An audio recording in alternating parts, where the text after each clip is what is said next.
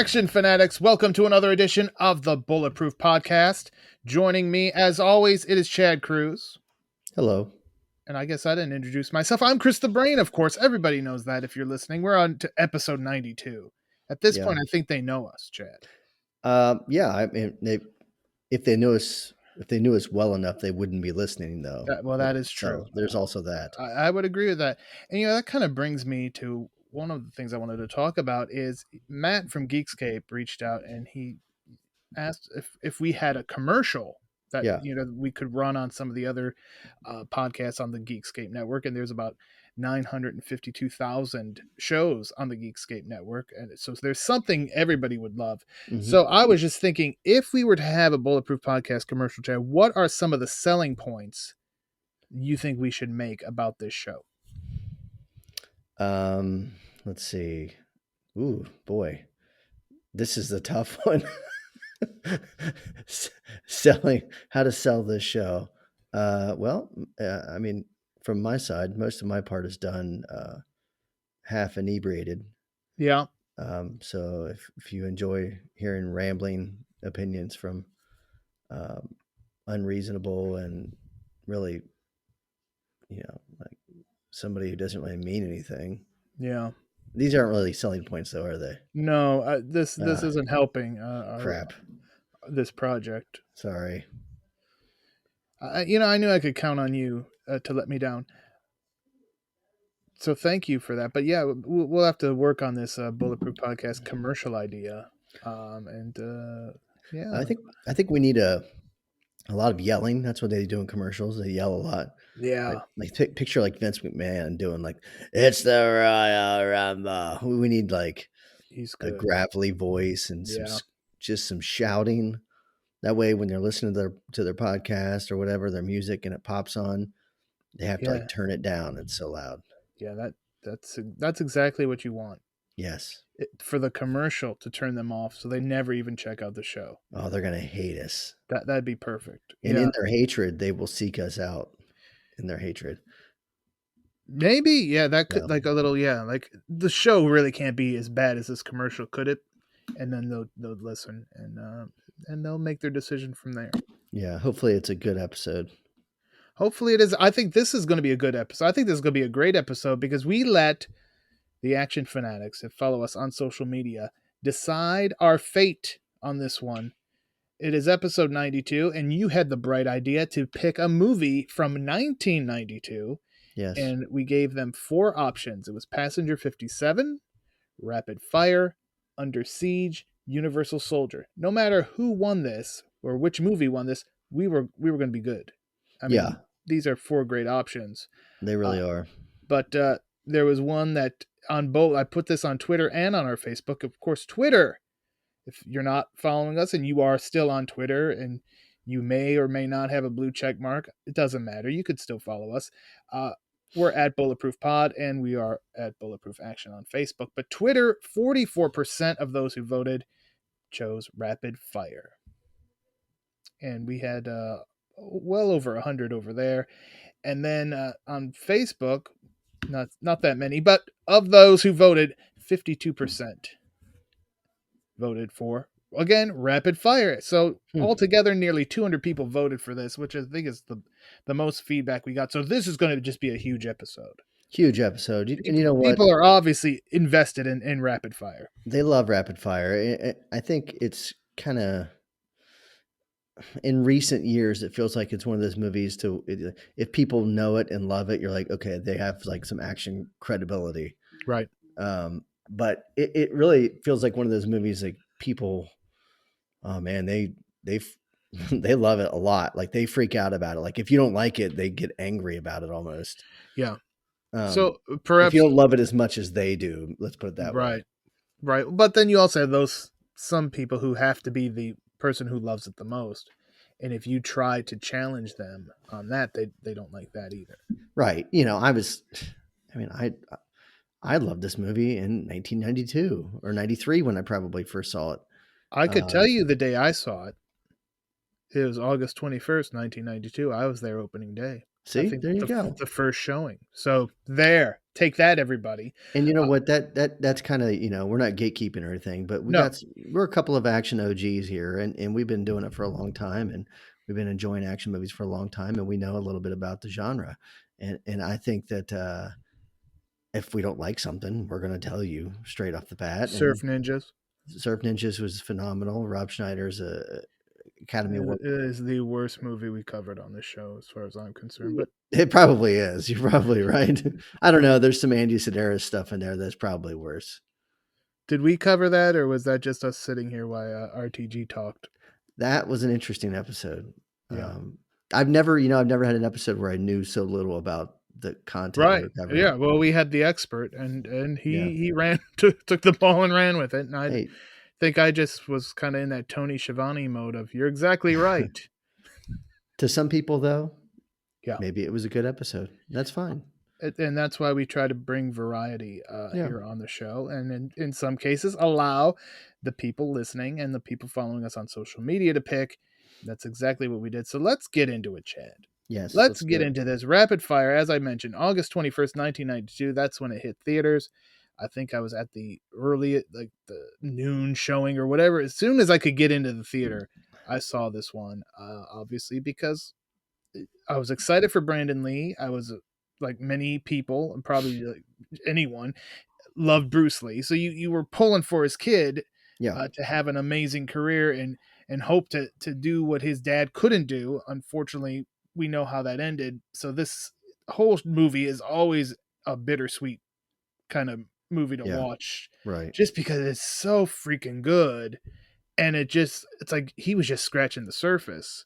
Yeah, and sadly he had one more movie in him after this before the accident. So but let's focus on the good, and let's focus on the positive, and that's this movie, because the opening credits come in, and like many a classic Hong Kong movie, we get to see the star showing off his martial arts ability. Yeah, we do. It's got this weird like martial arts exhibition kind of thing going on where he's doing it and it's all like hypnotic looking and shit. How would you describe this? I don't, almost like it's motion, some kind of weird motion capture where it's like repeating itself, and it definitely has an effect. It's very stylized, but still you get to see just some of the stuff that Brandon Lee could do as a martial artist, and his overall athleticism. And I'll say this, I rewatched this movie. I've seen it many, many times. I rewatched it last night with a number of friends. And the moment this movie opened, they were already shitting all over it. Oh, jeez. Who are these people? You call these people friends? I know. Really, I have no qualms about saying this, and I say it to their face. I've said it many times to their face. They have terrible taste in cinema, and I watched Stone Cold with them, and they thought it was awful. I've seen a number of movies with them, and you know what? For a long period of time, I stopped choosing movies because I knew that they were going to shit on it, and you were going to get agitated by it. I was going to get agitated. If you want to watch a movie for them, it's like watch, I don't know, Deadpool or some shit, like some like brainless pop culture crap, like where you don't have to know anything to enjoy it, like Fast and Furious Part 42 or something. Just absolute CGI garbage on screen. But you know what? Everybody has a vice, and I guess these guys hate, or they enjoy shitty movies. Well, there you go. Know what I enjoyed is that the opening scene, we already see the great Al Leong. Someone did comment, I want that guy's mustache. Well, at least they have good taste in mustaches, I guess. Al Leong plays Min. We also see Bruner, played by Tony Longo, who's very familiar. You've probably seen him in things.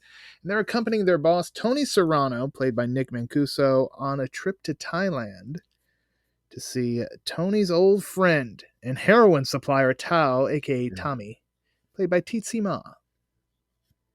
And is that how you pronounce it? I guess that's how I'm pronouncing it. How would you like to pronounce it? I feel like the T would be like Jazima? Like Zima, yeah. Like a Zima. That sounds like a bad drink. It was a Uh, bad drink. yeah, well, there you go. So Tommy invites Tony to watch some stick fighting, and he's kind of curious, like, what are you doing here? You're a Chicago mobster. What the Yeah. hell did you travel 26 hours on plane and then have to take this boat to my operation here? And uh, it obviously he was not there for the stick fighting, Chad. No, he wasn't. And the main purpose that we find out he was there for was to get a little bit more of the action from Tao, because he made Tao, or this is what he believes. I made you. You were nothing before you found me, and I've been distributing your smack all over the country, and now you've got all this money, and I'm essentially he's broke. So he's Yeah, trying to take a larger cut of Tao's money. he wants a bigger piece of the pie.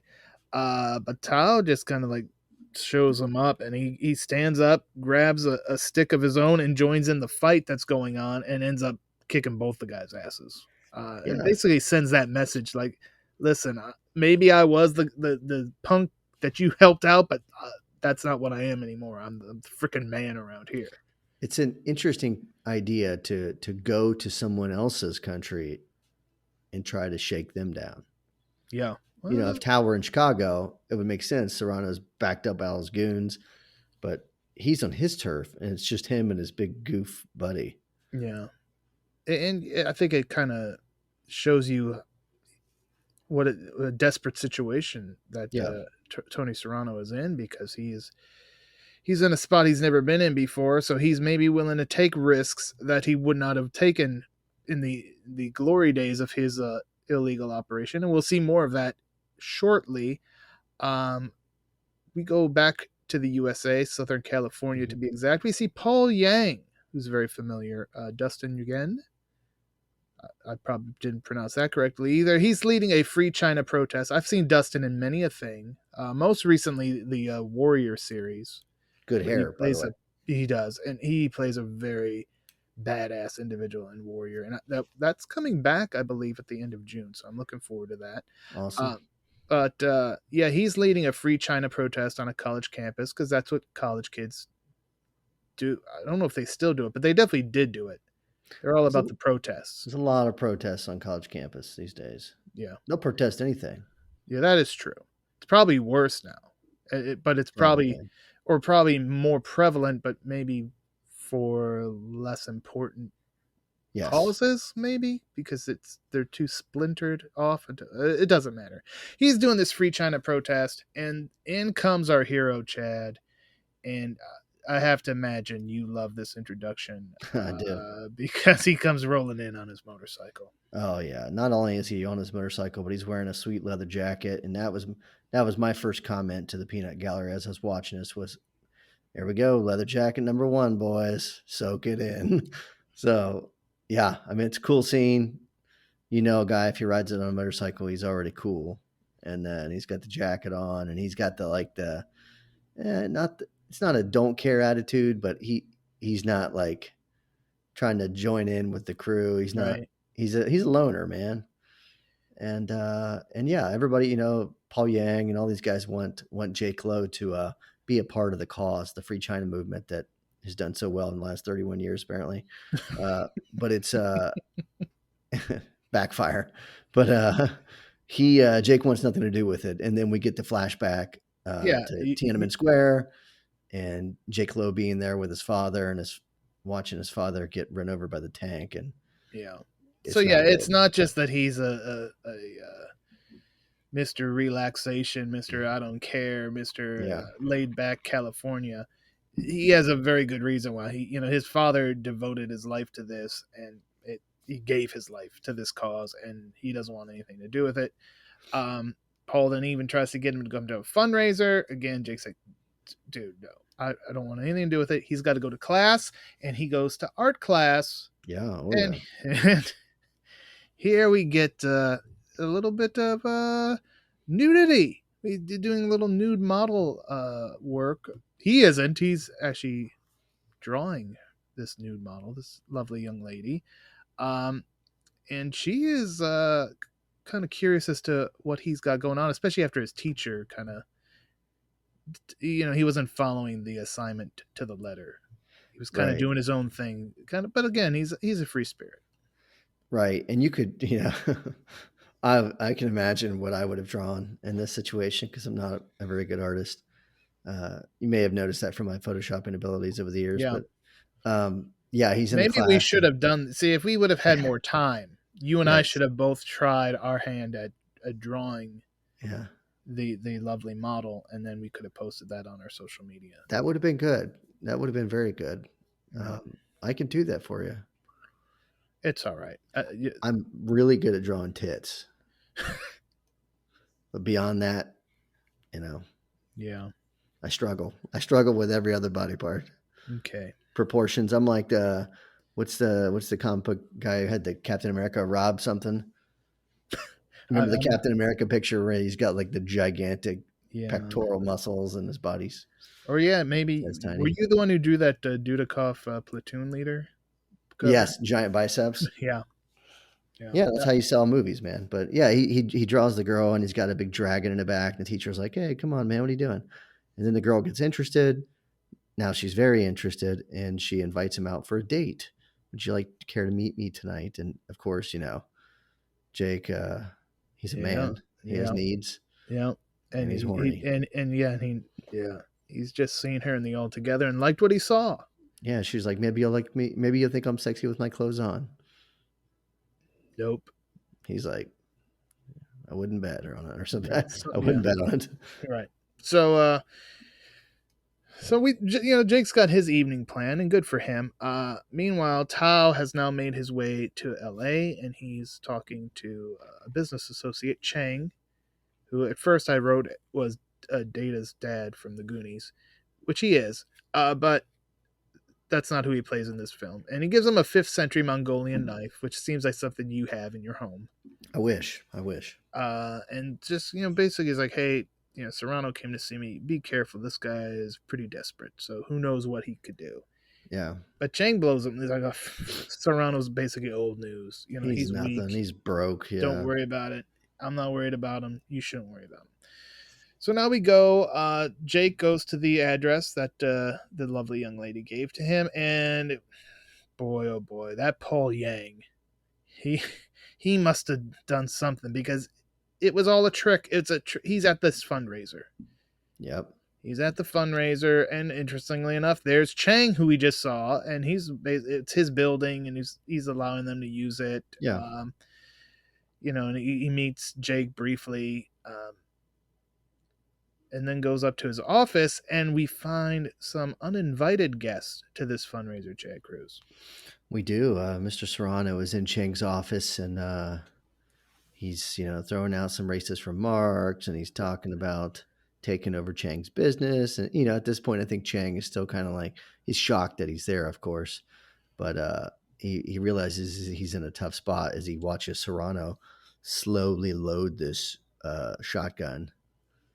And then, Chang, once he realizes he's about to get killed, he attempts to throw the knife, the Mongolian knife at him. Very poorly.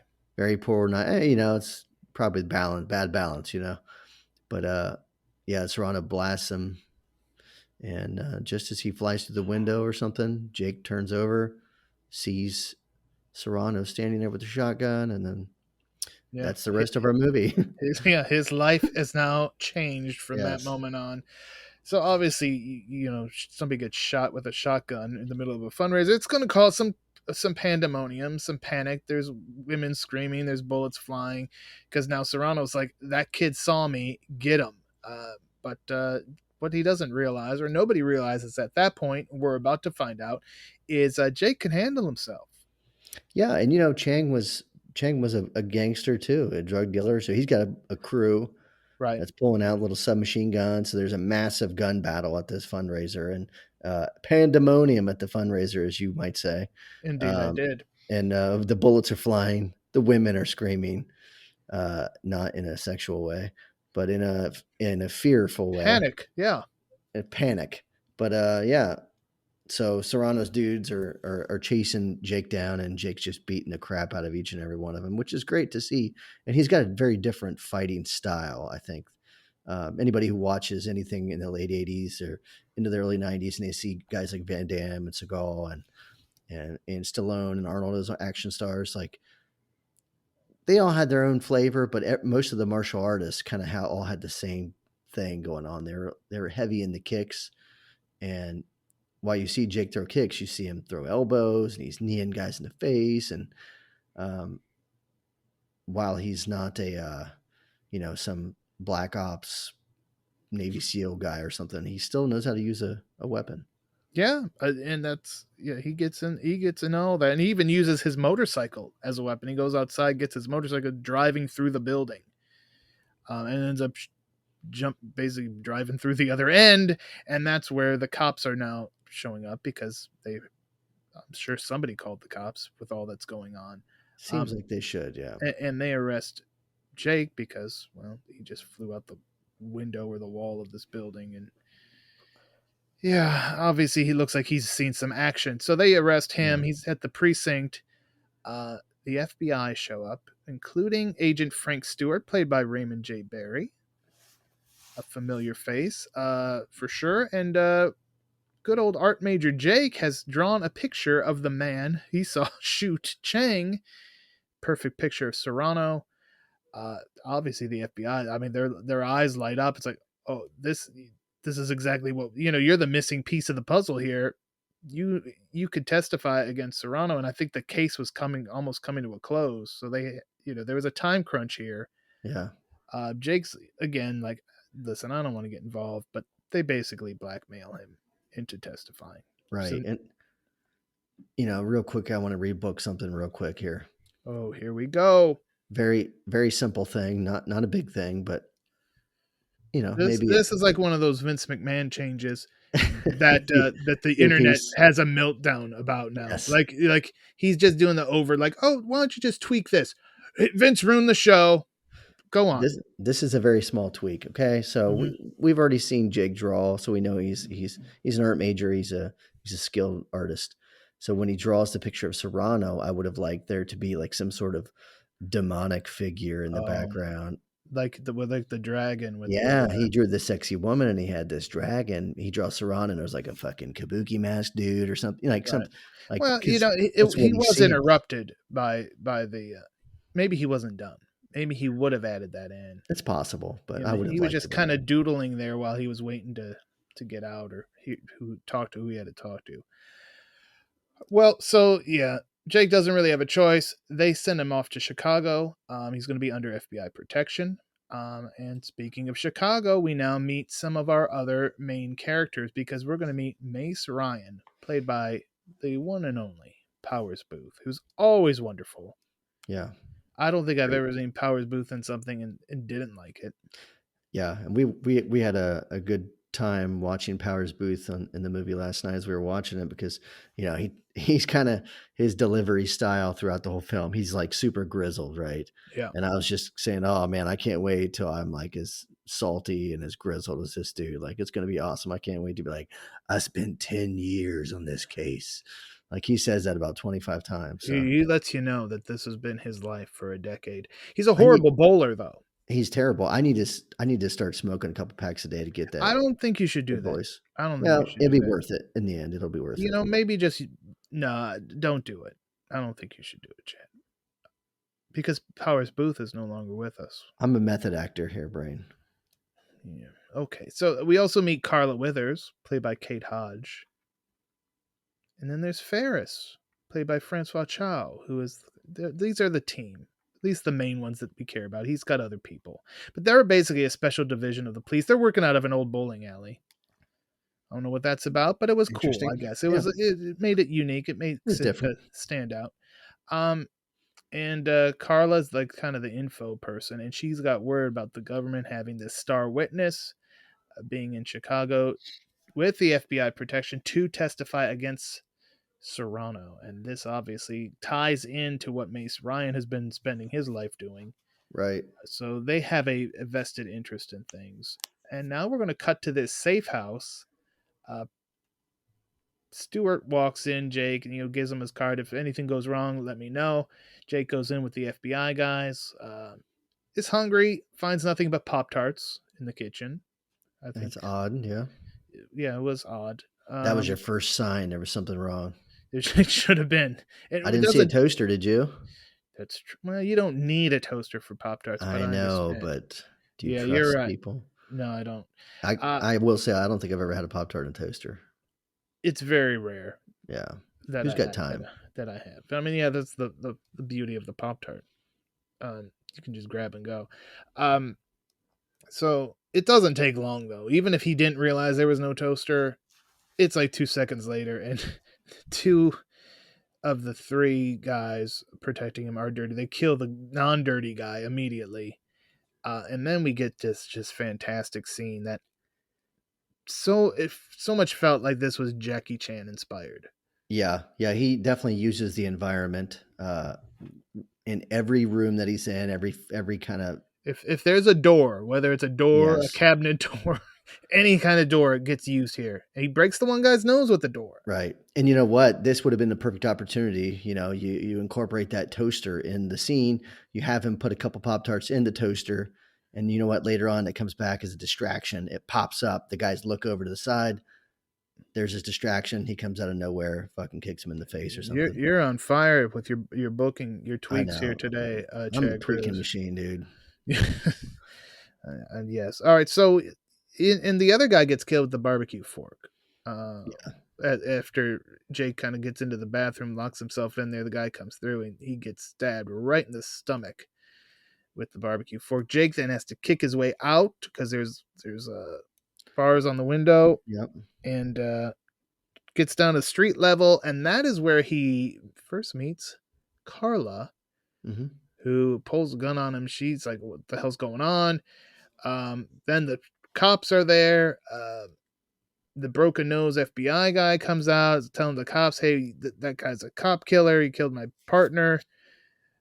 So Jake uses poor Carla as a shield and gets away. And first chance he gets, he calls his buddy Parker, and they kind of arrange something for later that night. Right. Um, so meanwhile, though, we got to cut to Serrano. This is kind of his home base. He's got this restaurant, and that's kind of his headquarters. Yeah. And Every gangster needs like a spot that he can hang out in. right, and he's there holding court, preaching positivity to his boys. He enjoys watching his stories every afternoon as well while Makes he's sense. eating his pasta. And so immediately after speaking to Jake, Frank calls Serrano's big brute Bruner, and now we know that even freaking Agent Stewart is dirty as well. Yeah. And he lets him know, "Hey, I'm going to meet this kid. We'll be right under a street light. He'll be a sitting duck. No way. This is perfect. Just kill him." Right. But what he But does, but what they don't know is Mace is listening. for some reason Mace has, is it Frank? He's got Frank bugged. I would think he has the restaurant bugged. The The payphone. restaurant's bugged. Okay. Well, you think he would have already had a case by now, but because they're just kind of talking all willy nilly over the phone about crimes and stuff. I would assume he would already have enough evidence, but I guess not. But so yeah, yeah. Well, So maybe it's never directly tied to. It's never Serrano on the phone, and they want the maybe big that's fish. maybe that's what it is. They Well, want the big fish. He waited to the very end to get this big fish, and you know what? Later that evening, Mace does show up in the meeting place, and Jake is essentially walking into a massive trap that was arranged by Frank, but is being completed by Serrano's men. So Mace shows up in his old car. His car gets all shot up. He's blasting away at dudes. Bruner takes one in the wing, and Jake dives in. He doesn't know who the hell Mace is, but he knows that Mace isn't shooting at him. Right, he's shooting at the guys that were shooting at him. So So he's smart enough to jump in his car. yeah, if anything, the enemy of my enemy is my friend type situation. Right. And you know what? The next scene, I believe, or whenever we see Jake and Mace go to Frank's place in a couple scenes, his car has no bullet holes and has all its windows. But there you go. There They're you go. good body shops in Chicago. Apparently. Very good. Quick turnaround. So yeah, first they got to go to the bowling alley, and Carla pays Jake back with a punch, since they had already met previously. And here's where we can find out about the 10 years, in case we haven't heard it. It's the 10 years in this is kind of like the double elimination announcement in Over the Top, Yes. where the announcer says it about 92 times, You have to know. just so you know that when Lincoln loses that first one, he's still got one more in him. Right.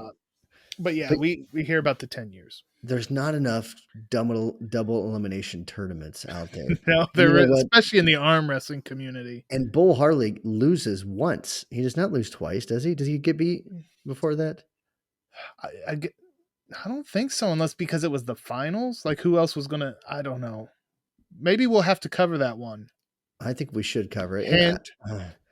something in my mind, did he get disqualified or something? I don't know. He may have. We'll have to watch it, and I've seen it 9 million times. But Same. now that you're saying that, I'm Yeah. questioning everything I ever knew about Over the Top. One of my favorite soundtracks of any movie of all time. Yeah, but let's get back to rapid fire if we can. Let's. Yeah. So we found out the 10 years. Jake again, no interest. No interest. He doesn't want to do anything. I don't care, dog. He does not want to do anything. Anytime he did that, I could relate to Jake. I could not relate to Jake kicking people's asses and doing all the cool shit. But when he had no interest in doing anything, I was right there with him. And that's part of what makes Jake such a great hero, is that he's so reluctant to do anything. Yeah. He's still just a college kid, right? He doesn't want to do college kid. Plus, again, he saw what happened when his dad tried to do something. And he got ran over by a freaking tank. Right. That's a bad way to go. And he's like 10 feet away when it happens. Right. So it's not like he just heard about it. Like, oh, right. that sucks. No, he saw it. He saw it with his own eyes. Your dad died in Tiananmen Square. Oh no, what happened? He got slowly run over by a tank. Ooh. That had to hurt. Yeah. No. Yeah. So he's not doing that. But again, he's almost kind of blackmailed because he has no choice. The Chicago PD thinks he killed an FBI guy. Right, which he did. Basically, he did. But they think he just did it out of malice. He skewered him.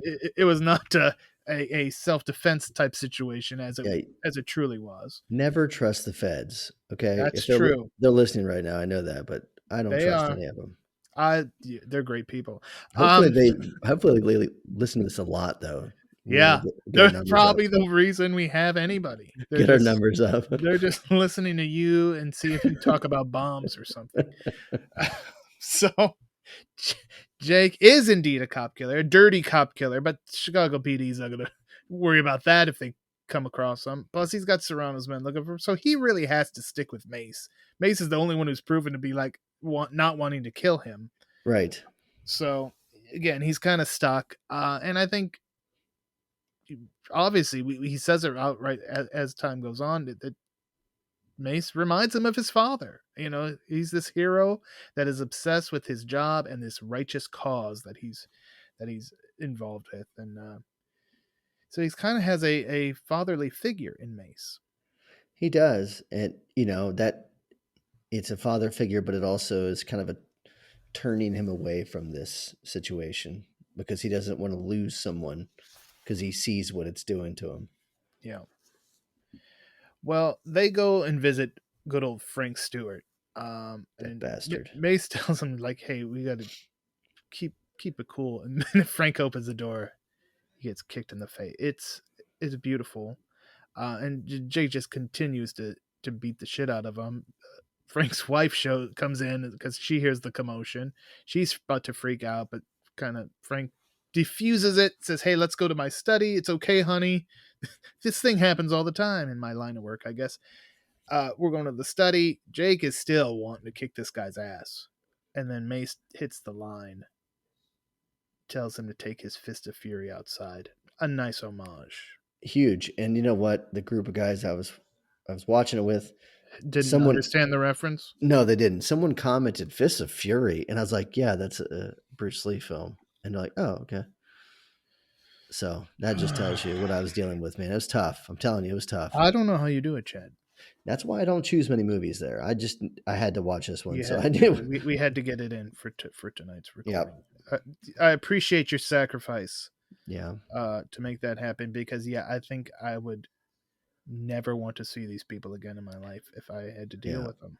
Not to mention, it took about 3.5 hours to finish the whole film because I mean, you're so interrupted. You get interrupted so much. I am still It's tough. pretty hot at my team at work that most of them didn't know what the Goonies was, and They must be very young. they're young. They're Yeah, they're much younger than my old ass. So, but it's still to me, it's such a timeless movie. It's like what? yeah, I mean, unless you were born yesterday, it's been on its place. I don't know. I know it's a different world than what I grew up in. right. Uh, so basically, Mace has a plan. He's He going to does. use Frank uh, to get what he wants, but Frank is going to use Jake to get a meeting with Serrano. What Mace is after is to find out where this big heroin shipment is coming in. He wants Tao, and he knows Serrano is the key to get to Tao. So here we go. We're going to get Frank in there, and this seems like a good plan, but it's obviously a bit of a dangerous plan for poor old Jake. It's a very dangerous plan, and you know what? It only gets more dangerous as we get further along. But Jake's sitting down there with a young Carla Oh yeah. Withers, and she's kind of going over some of the plans. She's got a little mock-up at the restaurant there in front of her, showing him, "Hey, here's where you're going to be. Here's an exit when shit hits the fan. Like when things start popping off, this is where you need to be. Da da da da da. Here's the plan." And you can kind of tell there's a little something something going on between the two of them. Yeah, they got off on the wrong foot, but that's changing rapidly. Rapidly. See, Oh yeah, there's some movement down there, and there's some moisture, I think, some and fire maybe in the she has a fire loins. crotch. Okay. What? And I think this What? is you're right, Jake. I think this is where he mentions he may have done it before, but he mentioned something about his father, the file on his father, and how he never got to see it. Blah Yeah, blah blah. his father was a army intelligence Right. officer, so I guess it's not all that uncommon that you would not see a That file. the family would not get But classified documents. Right. okay, whatever. I can understand why he's pissed off too. So Yeah. All right, so here it is. This is the big operation now. They got Frank wired. His signal to basically bring Mace and the team in is nice doing business with you. So Frank and Jake go into the restaurant. Mace and his team, they're in their position. Serrano gets into Jake's face. More racially insensitive stuff, like he was saying earlier when he dealt with Chang. And then he just starts threatening Jake and telling him he's going to break each of his fingers one at a time, each of his right. ribs one at a time. He's being Mr. Badass, basically. Can we stop something from happening anymore? When you're wired, when you're putting a wire on somebody and you're going into an atmosphere like this, Yeah. let's stop using "nice doing business with you" as the signal Is to that kind of. what other movie have you heard that in? I feel like that's in every movie. Like when you say "nice doing business with you," that's when we come in. Right. Maybe you should be like, it's awful bright in here, isn't it? Like you could make a comment about something else. Right. Do you feel a chill in the air? Like, you could say anything, but "nice doing business with you" is like the most overused line. I don't think that is there a chill in here would work because he was sweating like a pig. What if he says, It's hot in here. "It is hot as shit in here"? What if he said that? I don't know. I'm just now going to be very cognizant of a movie if they say nice doing business with you I'm going to because see how many I can find. nothing is popping for me in my memory, but that doesn't mean much. So yeah, we get Don't they say that in Half Baked? Nice doing business with you. I don't think I ever saw Half Baked. I'm Are afraid you to say. kidding me? I apologize. Oh my I'm God. as Nice bad as your doing. other friends. At least I watch action movies. So Serrano he gets in a couple shots on Jake. Frank's like, hey, can we talk? Because I got to get going. I got to be downtown. I'm an important FBI man. Right. gets his money, but he's like, you know what? I could use a little bit more money because I could do something for you. I could keep the cops away from wherever your shipment is coming in. So that's what Mace wanted. He gets the address, he gets where it's going to be. But then Serrano decides, I'm going to flip this on him and be like, you know what, Frank, you're going to do this favor for me for free. And Frank foolishly just instantly agrees. Yeah. He doesn't put up any kind of fight. He just, and to Serrano's point, the only reason you would do that is because you just want to get out of here in one piece. Yeah. And he does not get out in one piece. It was a smart move. Yeah, it was a very smart move on Serrano's part because it shows clearly that Frank wanted no part of any discussion. He just wanted to get out the door, and he got blasted for it. And we should point out too that Serrano was smart because when he would like embrace Frank, mafia style, really heavy embraces, which kind of screwed up the wire that he was wearing, so the team couldn't hear anymore. So Frank is saying nice doing business with you 19 times, which is another like, what the hell's this guy's problem? Right. So yeah, Serrano's been down this path before, you could tell that. And that's why all my important meetings are done shirtless. This is why you're having trouble finding a house, Chad. Go ahead and pop that shirt off and let's head outside and talk.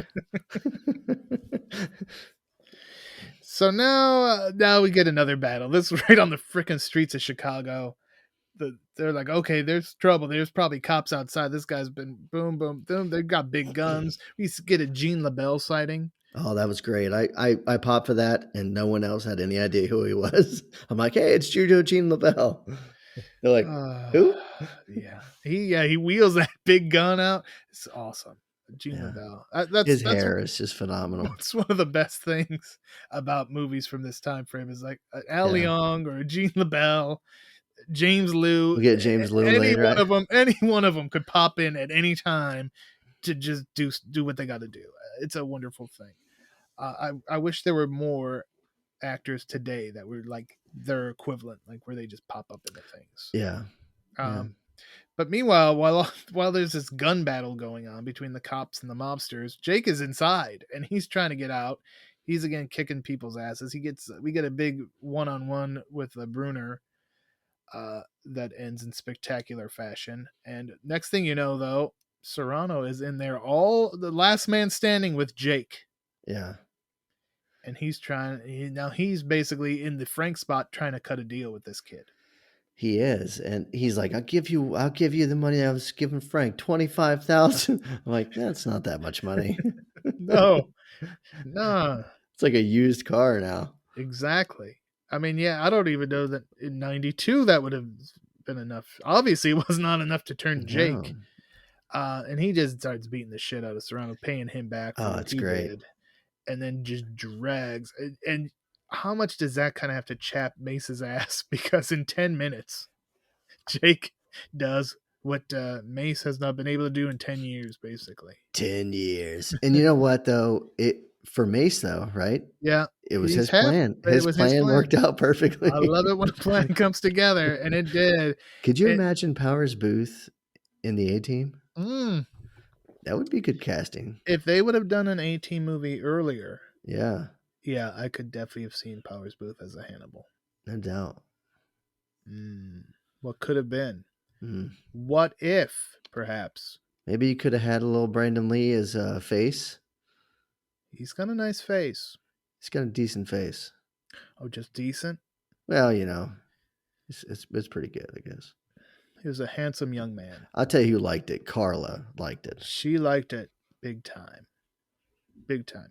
So yeah, Mace's plan came together, and at this point, though, Jake kind of realizes that he was being used by Mace, put in danger, put in harm's way, slugs Mace, and Mace kind of has to just take it.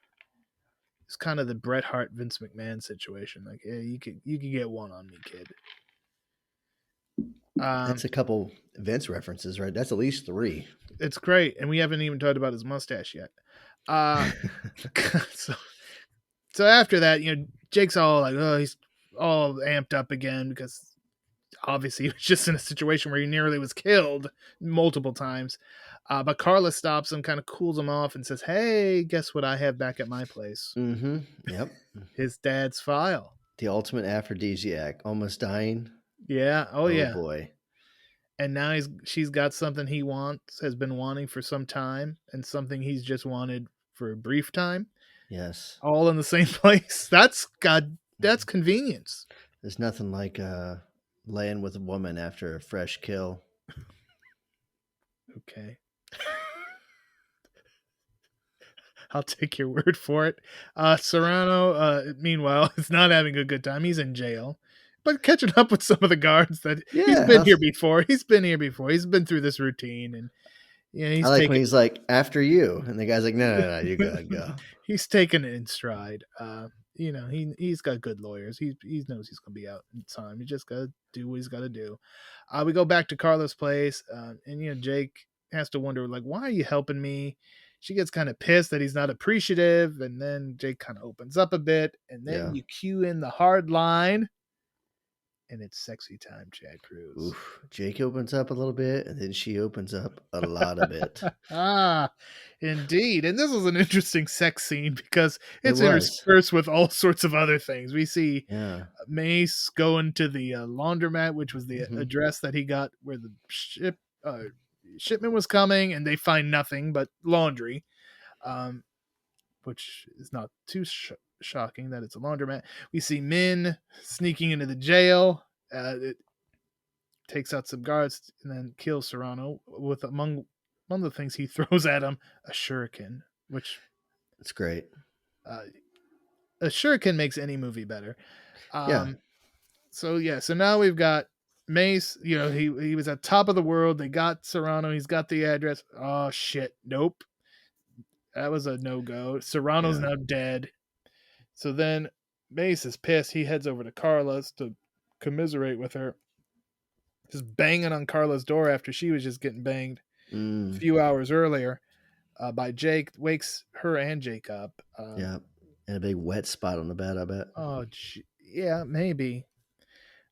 So Jake, when Mace comes in, Jake stays out of sight, but he overhears the whole conversation. Again, we get the 10 years wasted, right? Which I might be saying next year when we hit our 10th anniversary. Smoking a cigarette. 10 years. 10 years wasted. You bastards. And you wouldn't be wrong. I would have wasted him anyway. And he kind of even admits like having some remorse about what he did to Jake. Right. Like the kid. He's a good kid, basically. And I almost got him killed 17 times. I kind of feel a little bit bad about that. This scene, there's a lot in this scene, right? Okay. Like I said, we got things interspersed. We got some sexy time. We got an assassination. We got potential drug bust that kind of goes belly up. But we also have this heart to heart that Mace is having with Carla. But he's talking about Jake. You know what I mean? He's talking about himself and all his wasted years. And I think that it's at this point that Jake realizes that Mace and his father aren't as similar as he thought. Okay, here's where I'm going with this. This whole time, he kind of felt like Mace was the father figure, and he was to a certain extent. He had all these great intentions, and he's just been chasing this bus that he just can't get. Just like, Jake's father had been chasing something, and in the end, Jake's father died. And now Jake has the opportunity to stop Mace to kind of divert that line, right? That linear motion that Mace is heading towards Jake's dad's his finish there. And so Jake is calling an audible, right? The only thing he knows how to do is to throw himself in there and punch and elbow people and change the game up. And I think this is the point. Even though Jake's not in the conversation, like you said, he's kind of around the corner listening. He's probably all like kind of itchy, still from the, secretions. So he's listening to Mace talk, and he's just, okay, now now I know what I must do, because while Mace is following that line, just like his father was, he has an opportunity now to stop that and to, make that 10 years not wasted. Couldn't save his father, but can save Mace. And I was going to talk about the girl's side boob, but I forget what I was going to say. Yeah. Okay. Well, that's all right. It's a good side boob. I think you've said enough. So Mace is back. He's basically packing it. He's at his bowling alley, packing up a box. And that's one box. One 10 box. years, That's all he's one got. box. Fuck everything else. Jake and Carla show up, and it's like, what? What are you? Yeah, we're going to take down Tao. This may not be an official police operation. We don't freaking care. We're taking Tao down. So Jake goes undercover. Another kind of nod to his father. From Chinese guy or Fist of Fury, whichever you would like to call yes.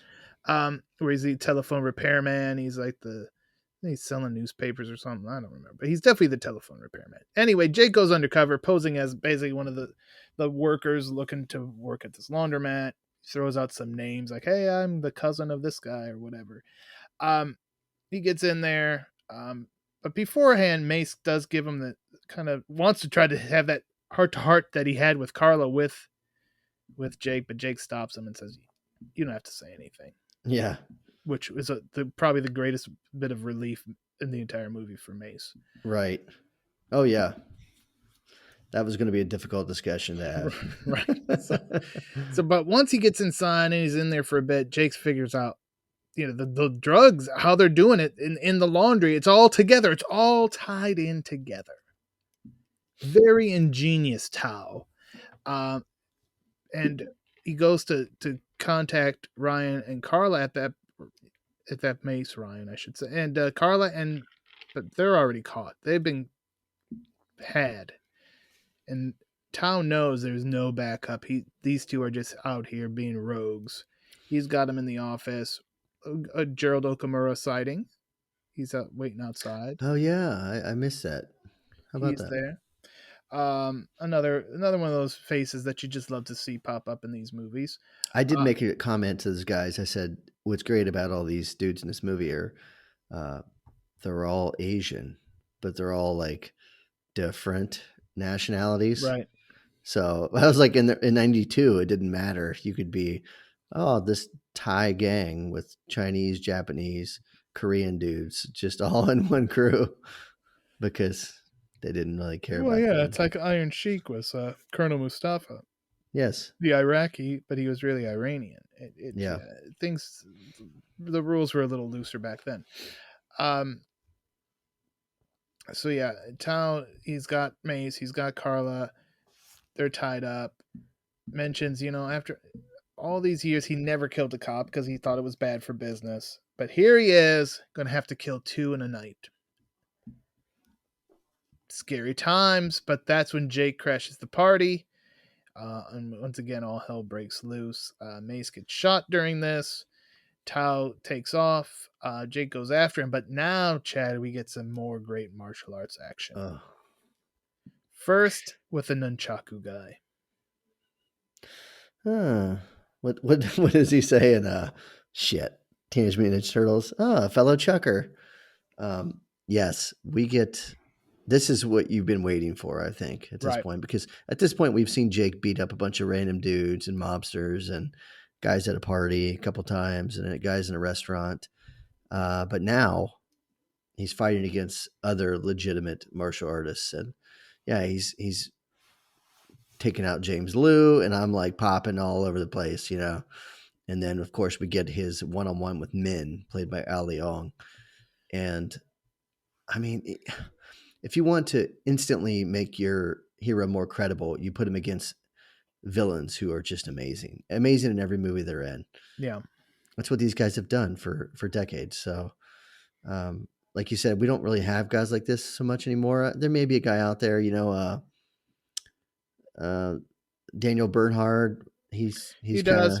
Brahim Chab is another one who's done a lot. I like seeing him pop up in things. Maybe Batista is trying to be that, like he's a bad guy in all these movies, and the big bad, but I don't know. It's it's very refreshing to see, and it makes Brandon Lee look better, which is what your whole point is. Right. I mean, it was obvious that they were building Brandon Lee. This was like his coming out party, his first solo big time Hollywood movie. Um, you could tell they definitely had high hopes for him because again, this is Yeah, now at a time where you mentioned him earlier. Van Damme and Seagal have been gaining traction and getting bigger and bigger movies, and there's an appetite, there's an audience for martial artists as yeah, action heroes. We're shifting away from the big Arnolds and Stallones.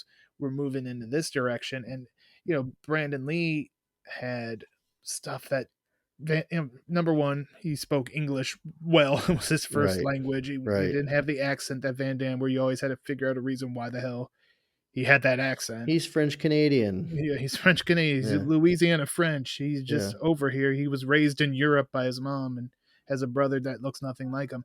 Uh, yeah, all that stuff. And Seagal. I mean, I think it's safe to say Brandon Lee's a much better actor than Seagal Yes. ever was, and ever will be. So yeah, he just had a lot going for him. Oh, Like he was the perfect guy to be this martial right. artist that could translate well to American audiences. And yeah, you put him in there with the best guys you could put him in there with. You make this man a star, and this movie did it. And you know what? He had, of course, he had so much charisma on screen, but he Right, also, if you think about, obviously he passed away. If he were still alive now, um, who are our biggest action draws now? It's guys, Keanu Reeves is Tom right. Cruise, guys that are the same age as essentially as Brandon Lee. Like he would, Yeah, and you don't good think that looking Brandon guys Lee, who you don't could think be Brandon Lee versatile. might have been in the Matrix? You know what I mean? Like that. I'm just saying, like if Brandon Lee could have been John Wick. he could have been fucking Neo, dude, that'd have been Well, perfect. yeah, I don't know. Who knows? It sucks to throw these out there because obviously it would never happen. But it's at the same time it's all out of respect, right, respect for the actor and for the action star that he was in a short amount of time that he did it, and you can tell how much people love this movie by how the hundreds of thousands of votes that we got, how in favor they were of us doing or this. 160 something. But yeah, What I say, hundreds of thousands. That's what I you did. stand by that number. All right, that's fine by me. So yeah, we get the martial arts stuff. Meanwhile, Tao has loaded up a suitcase full of cash. He heads up to the roof, kind of slides down the back. He ends up on the train tracks, and right behind him is Jake. And it's final battle time, Chad Cruz, and we It's kind of see time. some of that pole fighting expertise that Tao has, but this time they got like steel poles and they're on freaking train tracks. This can't be Yes. good for business. No, and you know what? I would have liked this fight to go an extra 45 seconds or so longer. I mean, all men want to last a little bit longer, but this could have gone a little bit longer. Um, Still good for what it was. Um, in the end, of course, we already, what's going to happen, right? Right. They're fighting on train tracks. Someone's about to get hit by a train, and yeah, the poles come into play, the rails come into play, the electricity and whatnot, and I don't think he would have survived that shock that he got, but who cares? In case he did, the He just got train hit by a train. the train takes care of it. Yeah, the Now, train is the exclamation point. here's another thing, right, Brian? If you're a bad guy and you have an operation such as this and you've got a safe with all this cash, here's what I'm going to do. I'm going to go ahead and just keep a go bag Go back, with a yeah. bunch of money, right? I just open the safe and I grab it. I don't have to Because yeah, waste the time. if he didn't have to load it, he would have been gone. That's right. He should have had a go bag filled with like, half a mil or something. He would have been gone, and Jake would have been like, "What happened to him? I don't know." And yeah, but good thing he didn't, because It's we wouldn't true. have got the happy ending we got. Um, so after Tao is eliminated off the face of the earth, Jake goes down, finds Carla, but she's all frantic because Mace never came out of the laundromat. Now we should point out that the laundromat's on fire, Yeah. and this is somewhere. It's once where we get to our Chad Cruz Yes. fire safety. There's this burning laundromat, and Jake runs in. This is not something a civilian should ever do. No, and the most concerning thing to me about this burning laundromat is the chemicals that they Right. use in there. I'm sure that there's a lot of shit in the air there. So running in with a wet rag 3 inches away from your face probably isn't going to do much. But I appreciate that Jake is going in to find his buddy. And it's sad that Jake's the only one he's the only one that does anything in this whole movie. Everybody just kind Right. of stands around like, oh yeah, Yeah, he's in there. where were the actual firefighters? Were they there? I did Were they? see, I saw Engine 151 show up at one point because I made a comment about that. Uh, but yeah, they should have been there, right? Yeah. I mean, I don't pat myself in the back, probably 4 or 5 minutes and we're there. Yeah. But yeah, I mean, that's the second alarmer, no doubt about it. You're going to get a lot of guys, a lot of boots on the ground for that one. So you're going to have a lot of people making their way inside. So, I don't know. Good on Jake for going in. And of course, he finds Mace and he throws him up on his shoulder and gives him the old fireman carry out. There you go. Yeah, he does not want to see a repeat of Tiananmen Square and seeing Mace meet the same fate his father did. So then Mace is loaded up in the ambulance. He has this weird line where he tells Jake that Carla was using Jake to get to him. Yeah. Jake asks if that's true. Ha ha ha. Funny little lighthearted, and we get some more hard line as the end credits roll. Na, na, na, na, Just some na. classic music. I always, anytime I hear it, I have it on my like Spotify list. Yeah. And I just, since that's one of the advantages of being an elder statesman is I can make up shit like, oh yeah, everybody in the summer of '92 was listening to Hardline, and that's a bunch of bullshit. But No, it's not true. I just say it. I just like to say, remember that summer everybody was listening to Hardline, people are like, who? and I'm like, fuck you. Anyway, 92. That was probably like Nirvana, right? was that 91. Nirvana? It may have been a little, maybe 93. 92 to me, I always think of Crisscross, Totally Crossed Out. Ooh, yeah. But that's me. So yeah, final thoughts on Rapid Fire, Chad Cruz. Love it. Obviously, great movie. I don't know. It's up there with, probably among my favorite early 90s action movies. I find the early 90s to be slightly different than the late 90s. Yeah. Kind of extension of the 80s in a way. But yeah, I mean, you there's so many notable faces and kind of appearances by people that you recognize, and it just makes everything better. You don't have to tell me about Al Leong being a badass because I already know who he is. Right, And I've he's seen him fight 100 guys. He's an established badass. So yeah, it's just it's such a fun movie. I think Brandon Lee is full of charisma. Again, a tragedy and what happened to him, and it sucks. It's kind of like at one point it's almost like if you watched WWF in like 1991, you're like, holy shit, the Ultimate Warrior is going to be the biggest wrestler for the next 15 to 20 years. Yeah. And then, 18 months later, you're like, he doesn't even exist anymore. Right. So it reminds me of something like that in the wrestling world. But yeah, I mean, it's such a great film. And anybody who is kind of into this style of action movie, it's a martial arts, but it's like, it mixes it's definitely very Hong Kong influence. It feels it is. There's you get the great martial shootouts. arts, you get the shootout. It's the kind of almost ultra violent to a point, especially at that point in time. Nowadays, probably not, but there was some major gun battles, some good squibs. Yeah. Who I might have missed this. Who directed this one? Do you? I think it was Dwight H. Little, if I'm not mistaken. I don't know if I was going to look him up to see if he did anything else. It's kind of bizarre that we don't know more about this guy because we talk so much about Baxley and guys like that. This fits right in with that style of film, and it's hard to believe that this guy didn't. Maybe he did go on. I don't know anything about him, but it's hard to believe. Dwight H. Little. Let's see. He did Tekken, Murder at 1600, Broken Arrow. Oh, he was the producer of Broken Arrow. Okay, That's right. Arrow. That was a John. That's John Woo, right? Yeah. So he did some other stuff. Okay, he's still doing some stuff. Yeah, fantastic movie. I love it. I'm glad we get to do it. I don't think there was a wrong answer for any of the 4 films that we picked, but this was a great one. Oh, he directed Marked for Death, which is something we Oh, covered on this beautiful. very podcast. So yeah, definitely, like you said, there was no wrong answer, but this is the answer I wanted. This is the one I personally voted for. Rapid fire. I actually voted for Passenger 57. I believe it. Yeah. So yeah, rapid fire, bittersweet movie. Obviously for the reasons we've mentioned. I mean, this showed you so much what the potential of what a Brandon Lee action career would have been. I mean, if this is how he was starting, where the hell was it going to go? Right. And yeah, so this was something one I'd like to. This is one I could watch though. Like The Crow is real tough for me to watch. I couldn't tell you the last time I watched The Crow, but like I could rewatch Rapid Fire again tomorrow and love every second of it. The Crow's tough for reasons, of course, but it's also it's a pretty deep movie, you know. Right. It's not like this where it's like, okay, this is good.